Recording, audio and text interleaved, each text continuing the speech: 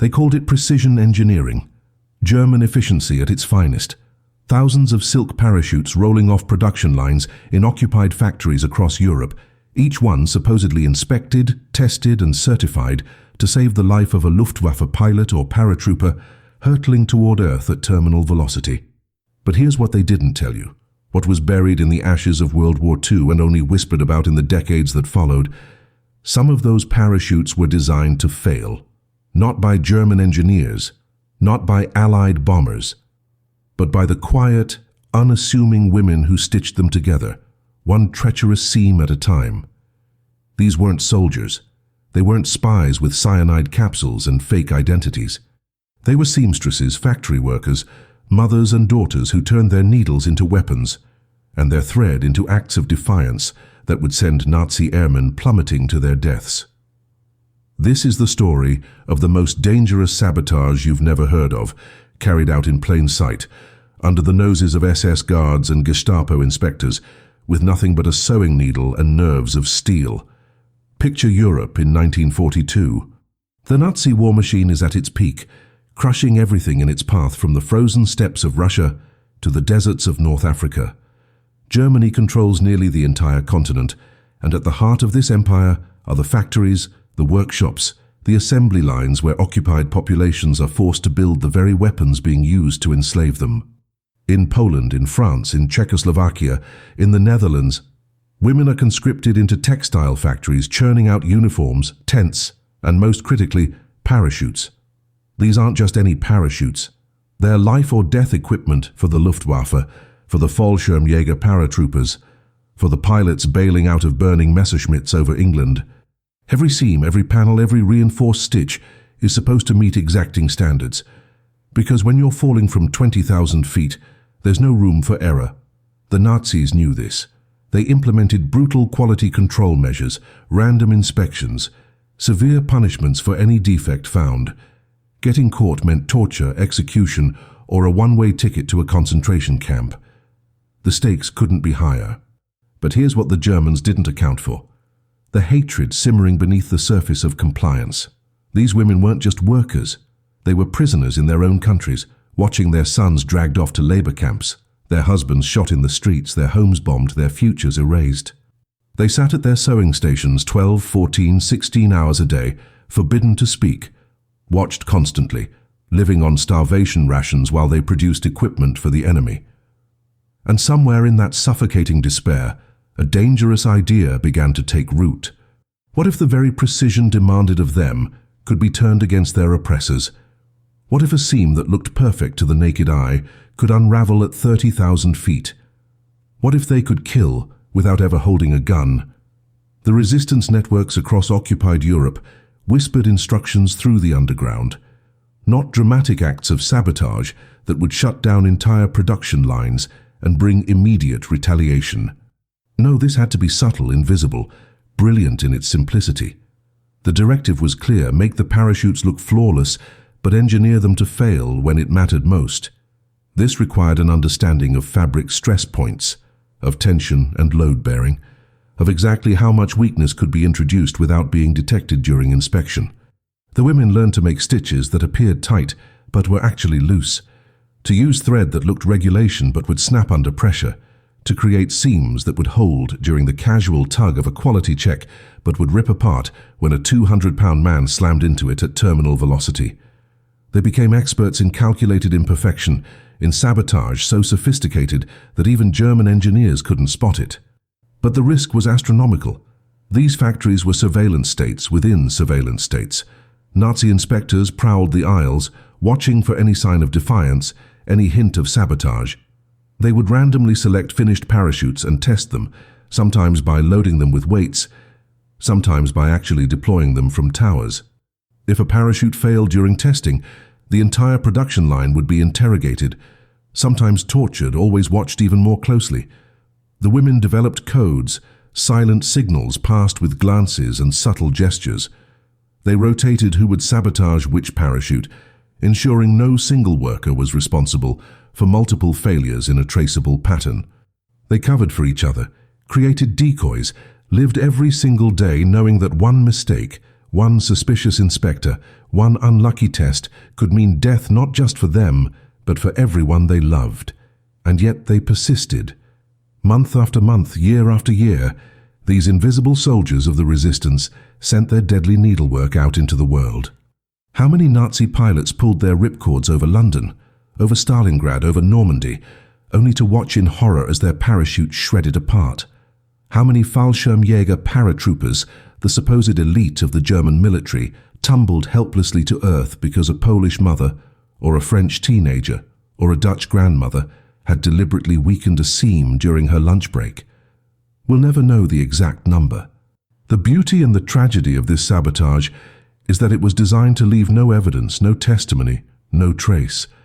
Just empty sky and bodies hitting the ground at 120 miles per hour. The occupation of Western Europe happened with terrifying speed. When the Wehrmacht rolled through Poland in September 1939, then smashed through France, Belgium, the Netherlands and beyond in 1940, it wasn't just nations that fell. It was entire industrial ecosystems that suddenly belonged to the Third Reich. Germany didn't just want territory. They wanted production capacity, resources, factories, and most importantly, skilled labor that could be exploited without mercy. The Nazis had a problem. Their war machine was expanding faster than their domestic workforce could supply it. So they did what empires always do. They enslaved the conquered. Across occupied Europe, factories were seized, retooled, and repurposed to feed the German military. Textile mills that once produced civilian clothing now churned out Wehrmacht uniforms. Engineering plants built aircraft parts. And in dozens of facilities scattered from Warsaw to Amsterdam, women found themselves forced into producing parachutes for the Luftwaffe. The parachute production process was elaborate and unforgiving. It began with silk, miles and miles of it, imported or looted from across Europe and Asia. The fabric had to be cut into precise panels, each one shaped to create the dome that would catch air and slow a falling body. These panels were then stitched together with reinforced seams capable of withstanding tremendous force. The stress on a parachute during deployment is catastrophic. When a pilot pulls that ripcord at terminal velocity, the canopy explodes open in less than 2 seconds, going from a compact bundle to a fully inflated dome while absorbing the deceleration of a human body traveling at over 100 miles per hour. Every seam, every stitch, every square inch of fabric experiences force measured in thousands of pounds. One weak point, one loose thread, one slightly off-spec stitch, and the entire assembly could rip apart. The Germans understood this perfectly, which is why their quality control was obsessive, their inspections constant, their punishments for failure absolute. Women were chosen for this work because they were considered expendable and because they had the skills. Sewing, needlework, textile work, these were seen as feminine domains, which made conscripted women the natural choice for parachute assembly. The Nazis also calculated that women would be more compliant, less likely to resist, easier to control through threats against their children and families. They were catastrophically wrong about that last part. The workers came from every background. There were professional seamstresses who had run their own shops before the invasion. There were farm wives who had only ever mended clothes for their families. There were teenagers pulled out of school and put on assembly lines. What united them was that they all understood exactly what they were making and who would use it. They stitched parachutes that would save German pilots bombing their cities. They assembled equipment for paratroopers who would drop into Allied territory. Every perfect seam they created was an act of collaboration with the regime that had destroyed their lives. The factory conditions were designed to break the human spirit. Shifts ran 12 to 16 hours, 6 or 7 days a week. The buildings were freezing in winter, suffocating in summer, always poorly lit, always overcrowded. Food rations were deliberately kept below subsistence level, just enough to keep workers functional, but constantly hungry, constantly weak, too exhausted to think about resistance. Speaking was forbidden on the production floor. Bathroom breaks were timed and limited. Guards, both German soldiers and local collaborators, patrolled constantly with rifles and clubs, quick to punish any perceived slowness or defiance. Women who complained were beaten. Women who made mistakes were beaten. Women who were simply in the wrong place at the wrong moment were beaten. And those were the lucky ones. The unlucky ones were made examples of, dragged out into the factory yard and shot in front of their co-workers as a reminder of what happened to saboteurs. Yet even in this hell, resistance took root. It started small, almost imperceptibly. A woman would notice that a particular type of stitch, if pulled at a slightly different tension, looked identical to the regulation standard, but would be fractionally weaker. Another would discover that certain thread, when exposed to moisture or friction, would degrade faster than expected. Information began to circulate through whispered conversations in bathroom stalls, through notes hidden in lunch containers, through signals passed during the brief moments when guards weren't watching. The resistance networks outside the factories, the underground movements fighting the occupation, recognized the strategic value of what these women could do. They began smuggling in instructions, technical specifications showing exactly where parachutes were most vulnerable, exactly how much sabotage could be introduced without triggering immediate detection. The women learned that they didn't need to destroy every parachute. Even a 10 or 20% failure rate would be devastating to German airborne operations and impossible to trace. The transformation from victim to saboteur didn't happen overnight. It required not just courage, but technical expertise that these women had to develop under the most dangerous conditions imaginable. They needed to understand the engineering principles of parachute failure without access to textbooks, without training, without any margin for error. The resistance cells outside the factories began recruiting engineers, former military personnel, anyone with knowledge of aerodynamics and textile stress analysis. These experts would create simple, memorizable instructions that could be passed along through the underground network. The key was identifying the critical failure points, the places where a parachute could be compromised without obvious visual detection. The main canopy seams, where individual panels connected, were prime targets. These seams bore the majority of deployment stress, and a weakness here would only reveal itself under the violent deceleration of actual use. The suspension lines, the cords connecting the canopy to the harness, were another opportunity. If these lines were stitched with slightly reduced thread count or with intentional microscopic gaps, they might pass inspection but snap when subjected to real-world force. The women developed a sophisticated system of selective sabotage. They couldn't compromise every parachute that crossed their stations because mass failures would trigger investigations, factory shutdowns, and mass executions. The sabotage had to be random enough to seem like quality control issues rather than deliberate acts. Some women would target every fifth parachute. Others worked on a rotation system, ensuring that failures would be spread across different production batches, different inspectors, different time periods. They created elaborate mental codes to remember which units they had sabotaged without ever writing anything down. A particular type of stitch in a specific location might signal to the next woman in the assembly line that this parachute was marked. The collaboration had to be perfect and completely silent. One woman might loosen the tension on the main seams, the next might use substandard thread on the suspension lines, a third might introduce nearly invisible cuts in the fabric panels. Each individual act of sabotage was small enough to be dismissed as human error, but combined they created equipment that was a death sentence. The psychological toll was immense. These women weren't just risking their own lives.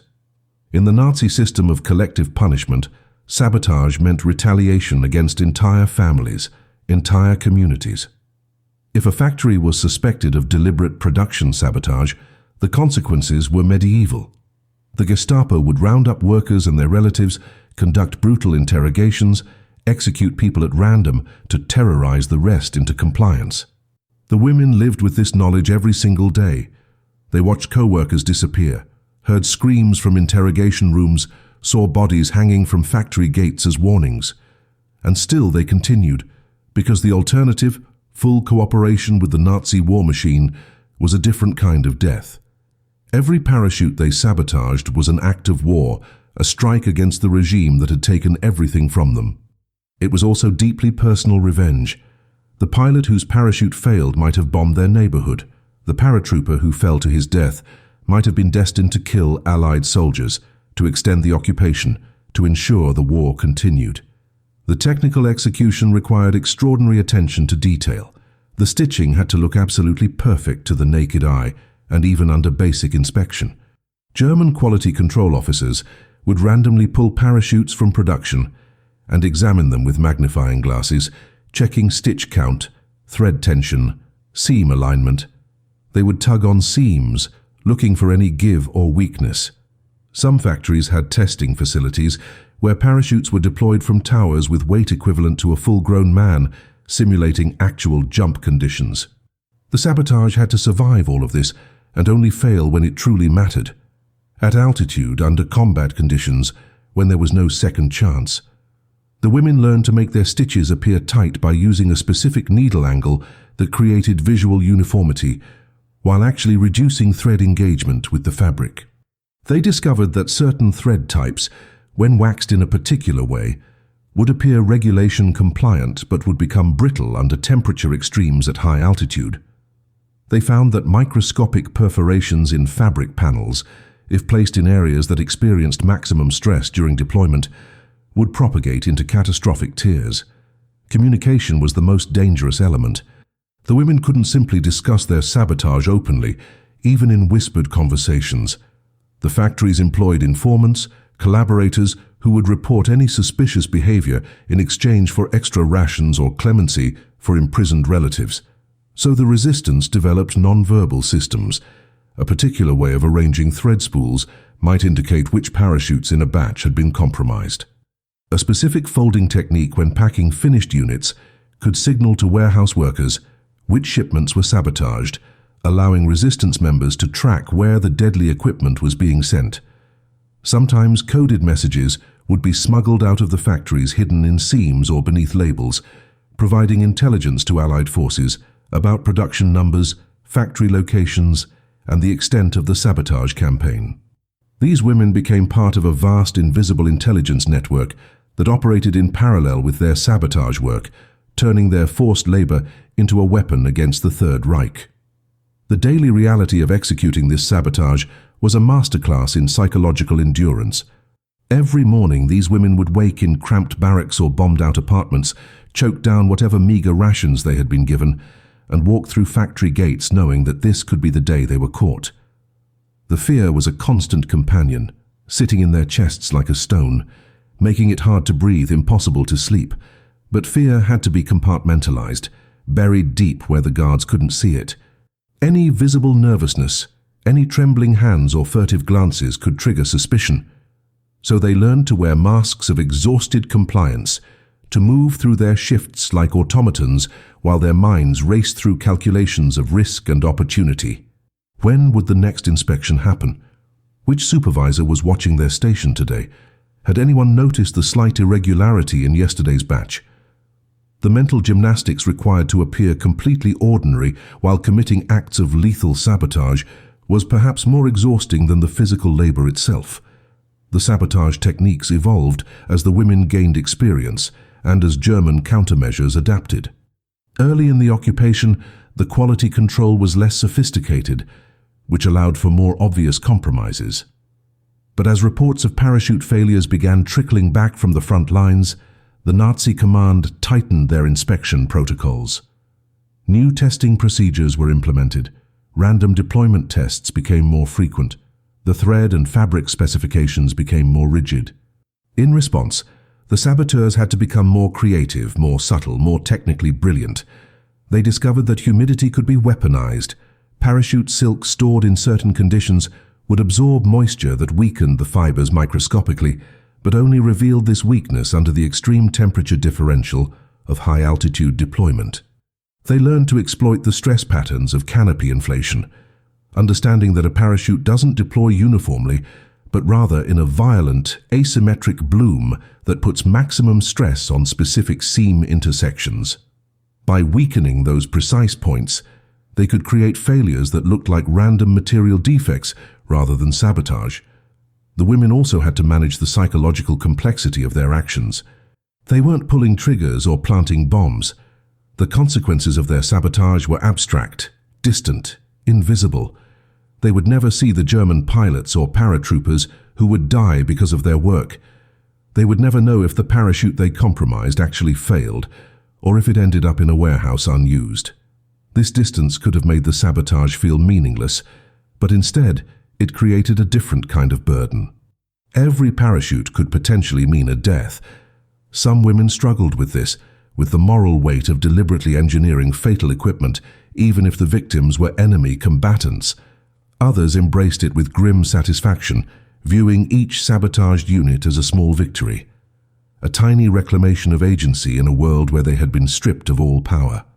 The factories became sites of silent, invisible violence, where warfare was conducted with needles and thread, where every perfect-looking seam was potentially an act of murder.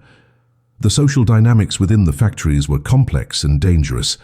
Not every woman was willing to participate in the sabotage, either from fear or from genuine belief in cooperation with the Germans. Some workers were collaborators, either ideologically aligned with the Nazis or coerced into informant roles through threats against family members. The resistance members had to identify allies while avoiding detection, a process that required careful observation and coded communication. They would watch how other women responded to certain stimuli. Did they show anger when German officers walked through? Did they make small, unnecessary mistakes that could signal quiet resistance? Over weeks and months, trust networks formed, invisible webs of mutual understanding.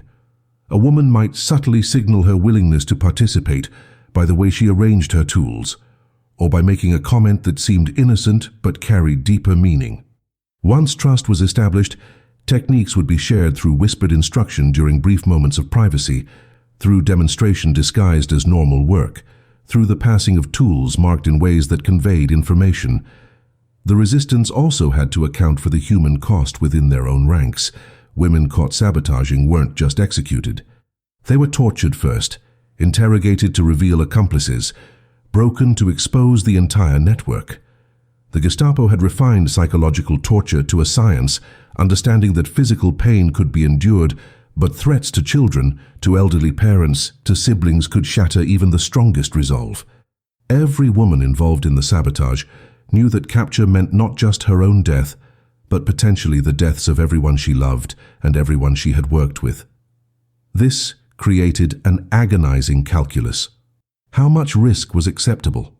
How many parachutes could be compromised before the pattern became obvious? When should sabotage be suspended because the heat was too intense? These decisions were made collectively when possible, through the underground network, but often had to be made individually by women standing at their stations, with guards watching, with their hands on silk and thread, with seconds to decide whether this parachute would be perfect or deadly. The intelligence gathered from this sabotage campaign extended far beyond just killing German airmen. The women working in these factories had access to information that was invaluable to Allied military planning. They saw production quotas, shipment schedules, inventory levels, all data that could reveal the scale and direction of German military operations. When a factory suddenly increased parachute production by 50%, it signaled a planned airborne operation. When shipments were redirected to specific regions, it indicated where the Luftwaffe was concentrating forces. The resistance networks outside the factories desperately needed this information, and the women inside became impromptu intelligence agents. They memorized serial numbers, tracked batch destinations, observed which German units were receiving equipment. This information was then smuggled out through elaborate dead-drop systems. A woman might hide a tiny note in the lining of her coat, which would be retrieved by a resistance contact during her supervised walk home. Others would memorize details and recite them during brief encounters in markets or churches, locations where surveillance was lighter. The most dangerous moments came during the random Gestapo sweeps that could happen without warning. The factory doors would suddenly lock, guards would flood the floor, and every worker would be subjected to immediate search and interrogation. These sweeps were designed to create panic, to catch saboteurs off guard, to find evidence before it could be hidden or destroyed. The women had developed emergency protocols for these situations. Sabotaged parachutes in progress would be immediately abandoned, the worker moving to a different station to create confusion about who had been working on which unit. Any tools or materials that had been modified for sabotage purposes, needles filed to create specific stitch patterns, Thread that had been deliberately weakened would be hidden in pre-designated locations or quickly destroyed. The mental preparation for these moments was crucial. A woman had to be able to switch instantly from saboteur to terrified compliant worker, to withstand shouted questions and physical searches without breaking character, to maintain her cover story under pressure that could crack stones. Some factories experienced horrifying purges when sabotage was discovered or even just suspected. The Nazis would line up workers and conduct brutal interrogations, sometimes selecting victims at random and torturing them publicly to terrorize others into confession. In one documented case from a Polish parachute facility in 1943, a batch of compromised parachutes was discovered during testing before deployment. The failure rate was too high to be coincidental, too consistent to be random manufacturing defects. The Gestapo shut down the entire factory for 2 weeks. Every worker was interrogated. Dozens were beaten. 7 women were executed without trial, shot in the factory courtyard as their co-workers were forced to watch. The message was clear and absolute. Sabotage would result in collective punishment so severe that the price would always exceed any possible benefit. And yet, even after witnessing these executions, even after seeing friends and colleagues murdered, the sabotage continued. Within weeks of the factory reopening, new batches of compromised parachutes were quietly entering the production stream. The technical sophistication of the sabotage reached remarkable levels as the war progressed and as the women gained expertise. They began to understand not just how to make parachutes fail, but how to make them fail in specific ways that would be most lethal. A parachute that failed completely during deployment would at least give the victim a quick death. But a parachute that deployed partially, that seemed to be working but was actually compromised, could create a slower, more agonizing descent where the victim had time to understand what was happening, to realize they were going to die, to experience those final moments of terror. Some saboteurs specifically engineered this outcome, creating canopies that would inflate to about 60 or 70% capacity, enough to slow the fall slightly, but not enough to save a life. The psychological weapon was as important as the physical one. German pilots and paratroopers began to develop deep anxiety about their equipment, questioning whether the parachute on their back was reliable, whether the women who had packed it had hated them enough to engineer their death. The women also learned to sabotage auxiliary equipment beyond just the main canopy. Reserve parachutes, the backup systems that were supposed to deploy if the primary failed, were particularly valuable targets. A pilot whose main parachute malfunctioned might pull his reserve ripcord in those final desperate seconds, only to discover that it too had been compromised. The harness systems, the straps and buckles that connected the parachute to the wearer's body, could be weakened in ways that caused them to fail under deployment stress, sending the canopy flying away while the victim continued falling. The women studied every component, every vulnerability, every opportunity to turn life-saving equipment into a death sentence. They became experts in a dark, inverted engineering, designing not for function, but for catastrophic failure disguised as functionality. The psychological warfare extended beyond just the equipment failures themselves. German military command began receiving disturbing reports from the Eastern Front, from North Africa, from occupied territories across Europe. Parachute malfunctions were occurring at rates that defied statistical probability. Entire Fallschirmjäger units were reporting casualties not from enemy fire, but from equipment failure during routine training jumps. Luftwaffe pilots who had survived being shot down over enemy territory were dying during bailout attempts because their parachutes shredded on deployment. The Nazi high command initially attributed this to supply chain issues, to material shortages caused by Allied bombing of German industrial centers, to the increasing difficulty of sourcing quality silk as the war turned against them. But as the failures continued and accelerated, darker suspicions began to emerge. Internal SS memos from 1943 and 1944, discovered after the war, show growing paranoia about systematic sabotage in occupied factories. The problem was that proving deliberate sabotage was nearly impossible. A failed parachute was destroyed in the failure. The evidence literally fell from the sky and splattered across the ground, leaving nothing but a body and shredded fabric. The German response was to implement even more draconian quality control measures, which ironically played into the hands of the resistance. New inspection protocols required multiple sign-offs at each production stage, creating a paper trail that documented which workers had touched which parachutes. The Nazis believed this would deter sabotage by making accountability absolute. Instead, it forced the resistance to become more sophisticated in their coordination. Women learned to exploit shift changes and inspector rotations, timing their sabotage for moments when accountability was confused or when specific sympathetic inspectors were on duty. Some inspectors were actually part of the resistance themselves, recruited from among local collaborators who had been coerced into service and were secretly working against the regime. These inspector saboteurs would approve compromised parachutes during their checks, providing a false seal of quality that allowed deadly equipment to pass through multiple checkpoints. The system the Germans designed to prevent sabotage became a tool that enabled it.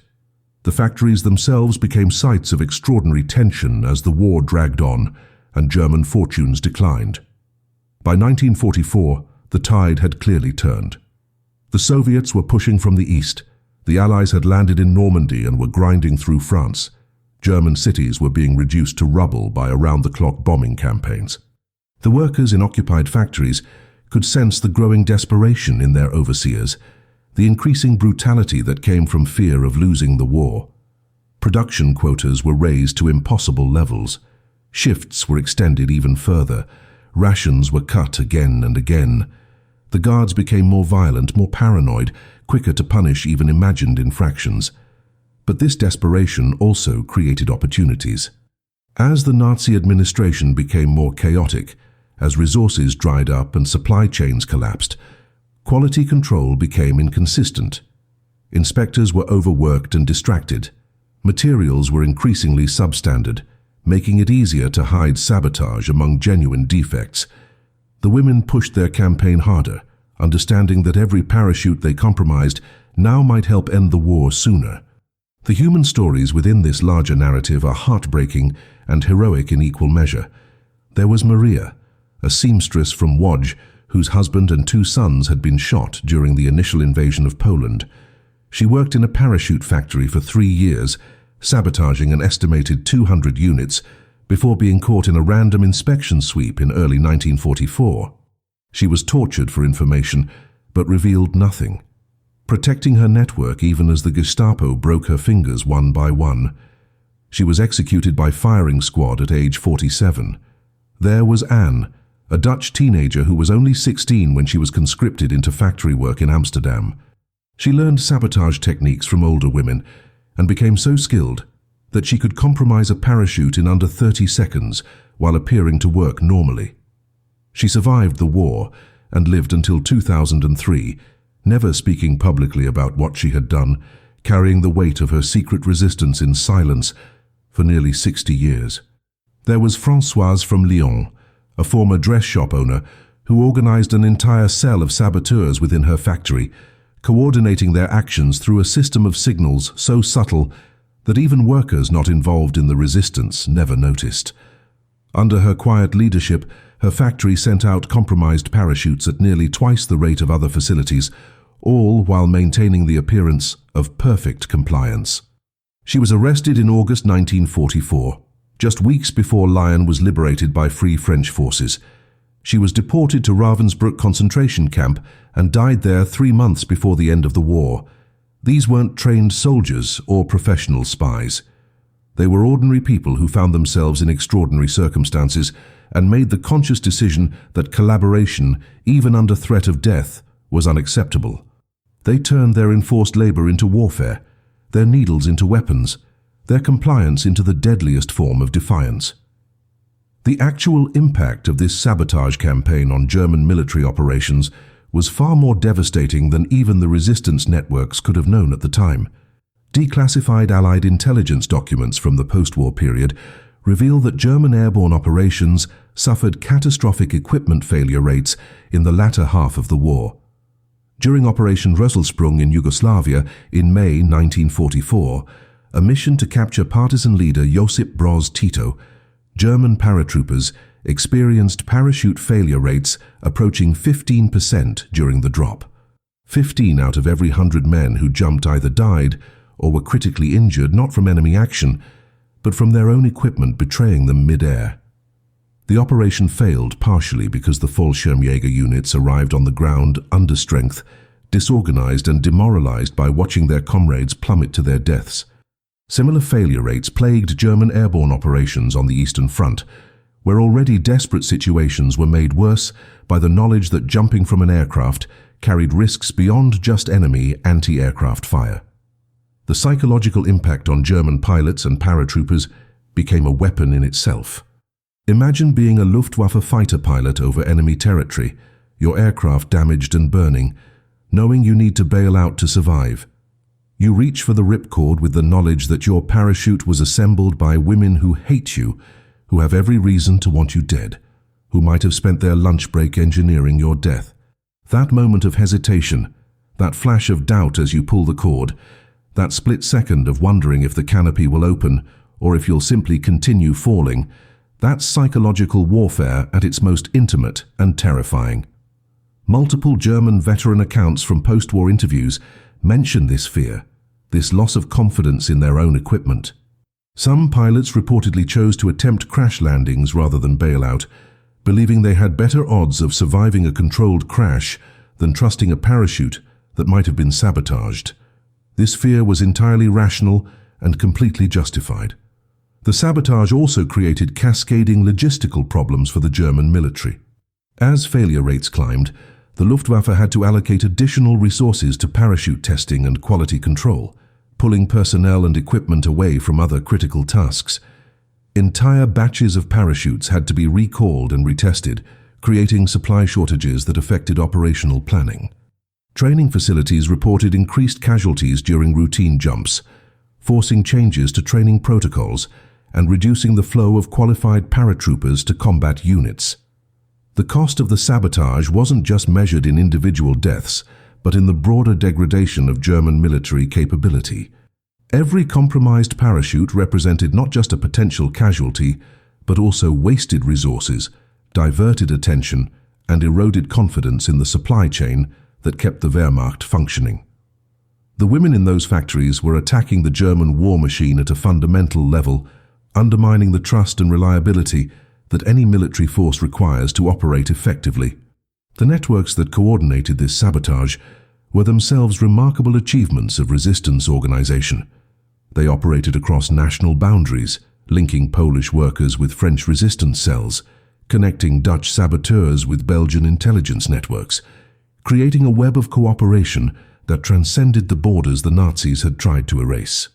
Information about effective sabotage techniques developed in a Warsaw factory would be transmitted through underground channels and implemented in factories in Prague or Paris within weeks.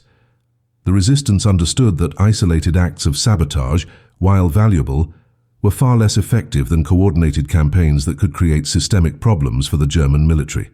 Coordination meetings happened in secret, in basements and abandoned buildings, where representatives from different factory cells would share intelligence, compare notes on German countermeasures, and plan the next phase of their invisible war.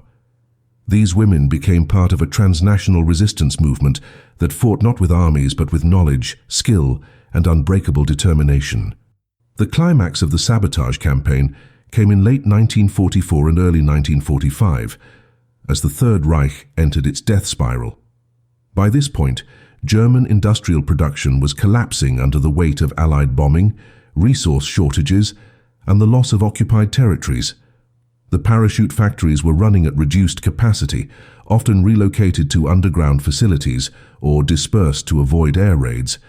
But the sabotage continued, even intensified, as workers understood that the end was approaching and every compromised parachute might save Allied lives or hasten the Nazi defeat.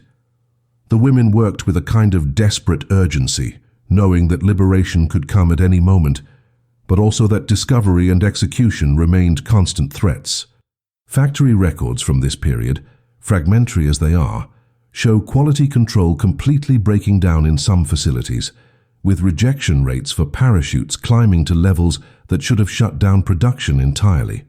The German overseers, themselves increasingly demoralized and fearful of the approaching end, sometimes looked the other way, allowing sabotaged equipment through rather than dealing with the bureaucratic nightmare of investigating and punishing the perpetrators. As Allied forces advanced across Europe in the final months of the war, they began liberating the factories where this silent war had been waged for years.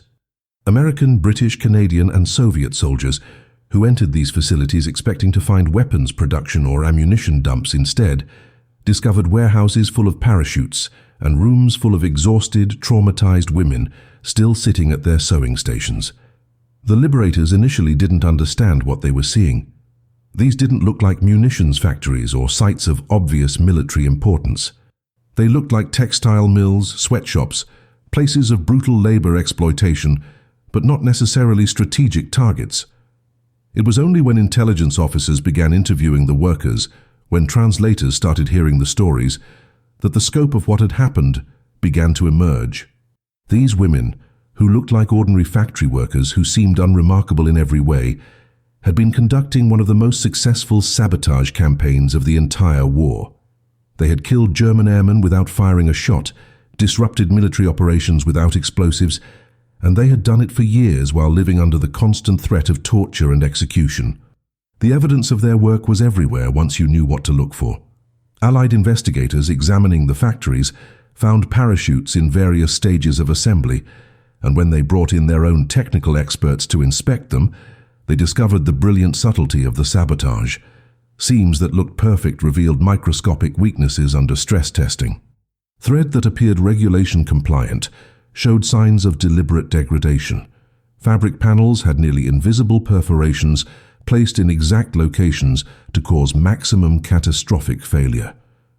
The technical sophistication stunned the Allied engineers who examined it. These weren't crude acts of vandalism. This was precision sabotage that required deep understanding of parachute engineering, stress physics, and material science. The fact that women working under brutal conditions, with limited education, with no access to technical manuals or engineering resources, had developed these techniques through observation, experimentation, and shared knowledge was extraordinary. They had reverse-engineered reliability into unreliability, had turned the German obsession with precision against itself. The women themselves were often reluctant to talk about what they had done, even to their liberators. Years of enforced silence, of living in constant fear, had trained them to reveal nothing to anyone. Some feared that even after liberation, speaking about sabotage might bring retaliation from remaining Nazi sympathizers or collaborators. Others carried profound trauma from what they had endured and witnessed, and revisiting those experiences was simply too painful. Many felt a complex guilt about the deaths they had caused, even though their victims were enemy combatants. Taking a life, even indirectly, even in warfare, even in legitimate resistance against occupation, leaves marks on the soul. These women had spent years deliberately engineering fatal equipment, had gone to sleep every night, knowing that somewhere, someone might be falling to their death because of stitches they had made that afternoon. The moral weight of that, combined with the trauma of the factories themselves, created psychological burdens that many carried silently for the rest of their lives. The immediate aftermath of liberation was chaotic and often disappointing for the saboteurs. There were no parades for them, no medals, no public recognition of their contribution to the war effort. In the grand narrative of World War II that was already being written, there was little room for the stories of women in factories doing quiet, invisible work. The heroes were the soldiers who stormed beaches, the pilots who flew bombing missions, the generals who planned campaigns. The resistance fighters who got attention were the ones with guns, the partisans who ambushed German convoys, the spies who stole documents. Sabotage by seamstresses didn't fit the dramatic arc that the world wanted from its war stories. Many of these women simply returned to whatever remained of their pre-war lives, if anything remained at all.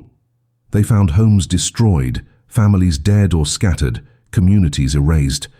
They tried to rebuild in the ruins, carrying secrets that few people would ever know or understand. Some women did try to document what had happened, giving statements to Allied war crimes investigators, providing testimony for post-war trials of Nazi officials. But even these efforts often led nowhere. The sabotage was difficult to prove after the fact. The parachutes that had failed were destroyed in their failures. The German records of equipment malfunctions had often been destroyed in the chaotic final days of the Reich, or were buried in archives that would take decades to fully examine. The factory supervisors who might have been prosecuted for war crimes had often fled, or were being tried for more obviously provable offenses like murder or deportation. The sabotage campaign, despite its military significance, left little physical evidence. It existed primarily in the memories of the women who had conducted it and in the unmarked graves of German airmen scattered across Europe, men who had died because a Polish seamstress or a French textile worker had decided that compliance was not an option.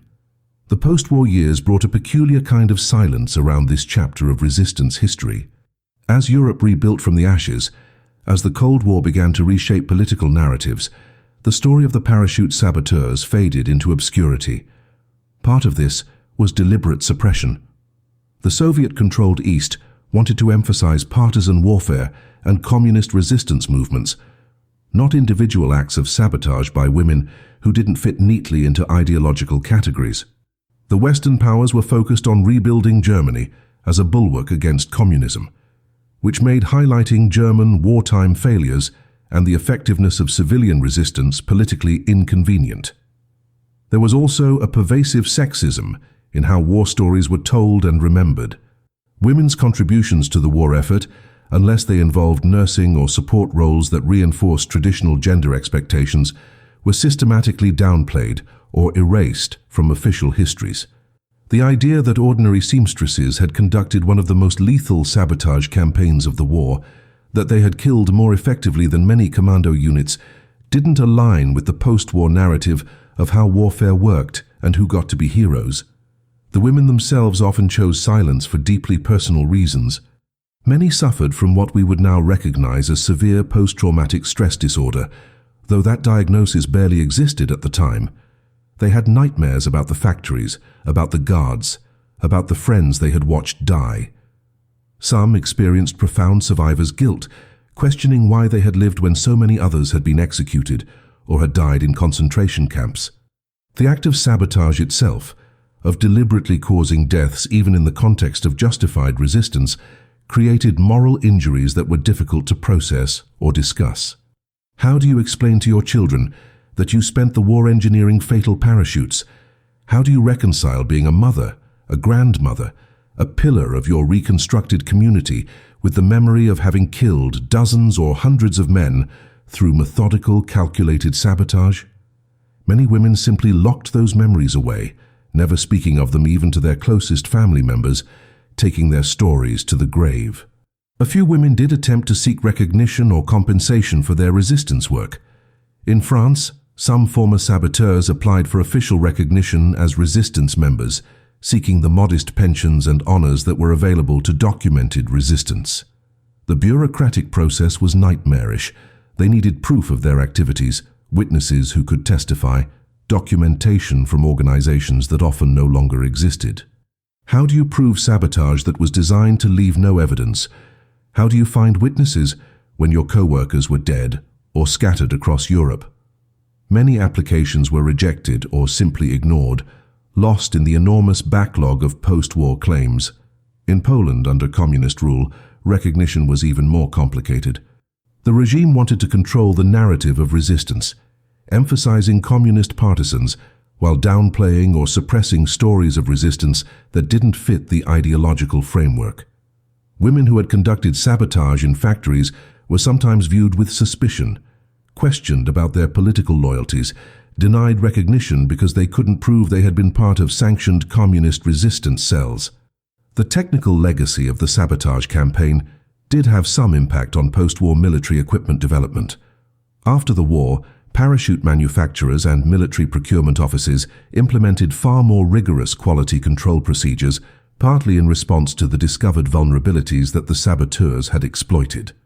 The understanding that life-saving equipment could be compromised during production led to new inspection technologies, randomized testing protocols, and chain-of-custody procedures designed to prevent sabotage. In a dark irony, the ingenuity of the women who had sabotaged Nazi parachutes contributed to making modern military parachutes far more reliable and harder to compromise. Their techniques, documented in scattered Allied intelligence reports, became case studies in how subtle sabotage could defeat even sophisticated quality control, leading to countermeasures that are still used today in military equipment production. By the 1960s and 70s, as a new generation of historians began examining World War II with fresh perspectives, some of these stories started to emerge from obscurity. Feminist historians in particular began actively searching for women's contributions to the war that had been erased from official narratives. They tracked down surviving saboteurs, now elderly women in their 60s and 70s, and conducted oral history interviews. These conversations were often difficult and emotional. Women who had maintained silence for 25 or 30 years were suddenly being asked to revisit the most traumatic period of their lives, to describe in detail things they had spent decades trying to forget. But many also felt relief at finally being able to speak, at having their experiences validated and documented, at knowing that what they had done might finally be remembered and understood. Today, more than 80 years after the last sabotaged parachute rolled off a factory line, this story remains largely unknown outside of academic circles and specialized military history communities. You won't find these women in most World War II documentaries. They're not featured in the blockbuster films about the war. There are no major monuments to the parachute saboteurs, no museums dedicated to their resistance, no household names like there are for male resistance fighters or Allied commandos. The erasure is so complete that when historians do present this research, the reaction is often disbelief. People struggle to accept that something so significant, so militarily impactful, could have been hidden in plain sight for so long. But that erasure is exactly what makes this story so important to tell now. It reveals how history is constructed, how certain narratives are elevated while others are suppressed, how gender and the nature of resistance itself determine who gets remembered as a hero and who disappears into footnotes. The impact of these women extended far beyond the individual German airmen who died because of compromised parachutes. Every failure created ripples that affected morale, logistics, training, and operational planning throughout the Luftwaffe and Fallschirmjäger units. The psychological toll of not being able to trust your own equipment, of knowing that the people forced to make your life-saving gear hated you enough to engineer your death, degraded combat effectiveness in ways that are impossible to quantify but were undoubtedly significant. The diversion of resources to quality control, the recalls of suspect equipment, the delays in operations caused by supply chain disruptions, all of these contributed to the broader Allied victory. And beyond the military calculus, these women demonstrated something profound about resistance itself. They proved that warfare doesn't require weapons, that ordinary people in impossible situations can fight back, that compliance is always a choice, even when refusal means death. The few surviving saboteurs who lived into the 21st century, who saw their stories finally being documented and shared, often expressed complex feelings about the recognition. They appreciated being remembered, but were uncomfortable with being called heroes, insisting they had simply done what needed to be done, what anyone in their position would have done. They rejected the romanticization of their actions, emphasizing the fear, the moral ambiguity, the cost to themselves and others. Some expressed regret not about the sabotage itself, but about the young men who died, even enemy soldiers, even Nazis, recognizing them as human beings caught in the same machinery of war that had trapped everyone. Others remained fierce and unapologetic, stating flatly that they would do it again, that every German airman who died because of their work was one less bomb dropped on civilians, one less occupied day, one less crime committed in the name of the Reich. What makes this story particularly relevant today is what it teaches us about hidden histories and the importance of listening to voices that have been systematically silenced. For decades, these women tried to tell their stories and were ignored, dismissed, or actively suppressed. The historical record was incomplete, not because the evidence didn't exist, but because the people controlling the narrative didn't value or didn't want these particular stories told. How many other chapters of history have been similarly erased? How many acts of resistance, courage, and sacrifice have disappeared because they were carried out by people society didn't consider important enough to remember. The parachute saboteurs force us to question every history we've been taught, to ask whose perspective is missing, whose contributions have been written out of the official record. The ultimate legacy of these women is not just the military impact they had during the war, but the example they set for resistance against tyranny in any form. They showed that power asymmetry doesn't mean powerlessness, that even in situations of complete subjugation, there are ways to fight back, that quiet defiance can be as effective as armed rebellion. They demonstrated that courage doesn't always look like charging into battle, that sometimes it looks like going to work every day in a factory where discovery means execution and deliberately making perfect-looking stitches that will fail when they're needed most. Their story is a reminder that history is made not just by generals and politicians, but by ordinary people making extraordinary choices in the face of impossible circumstances. And perhaps most importantly, their story is a warning about how easily such contributions can be forgotten, how the passage of time and the convenience of simplified narratives can erase entire chapters of human courage and resistance. These women deserve to be remembered, and now finally you know their story. The seamstresses who turned their needles into weapons, who fought a war with thread and determination, who saved lives by engineering death, and who did it all in silence because that's what survival and resistance required. They were never supposed to be heroes, but they were, and now their invisible war has finally been brought into the light.